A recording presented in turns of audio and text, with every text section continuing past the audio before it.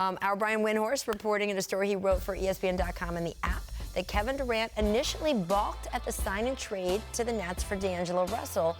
According to Windhorst, Golden State needed to include that first-round pick to the Nets before Durant would sign off because he didn't want it even visualized that he got traded straight up for D'Angelo Russell. What do you think of that? The Warriors had to do what they had to do, right?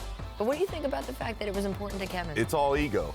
It's all ego. It's validation. If you're Kevin Durant and you can make that play, go for it. And they had to because it wasn't going to go down without him signing off on it. So the Warriors did not want to lose him for nothing. If it meant a couple extra picks that they didn't want to give up, fine, because they now have an asset that potentially they can flip in the future in D'Angelo Russell. Just a little parting gift from KD.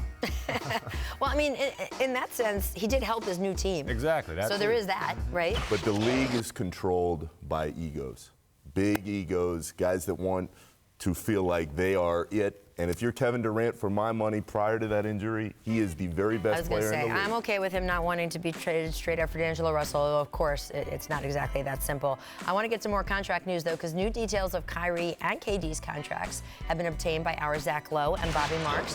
The Nets included about $1 million in performance-based incentives in their contract, which allowed the team to maneuver to fit contracts for DeAndre Jordan and second-round pick Nichols Claxton into cap space. Here are Kyrie's 8 incentives, all worth $125 each. They're not included on Irving's cap hit. And the numbers are very specific, guys, right? 88.5% free throw percentage and fewer than 2.1 fouls a game. Here's Durant's incentives. He will make $1 million. These are more incentive-y incentives.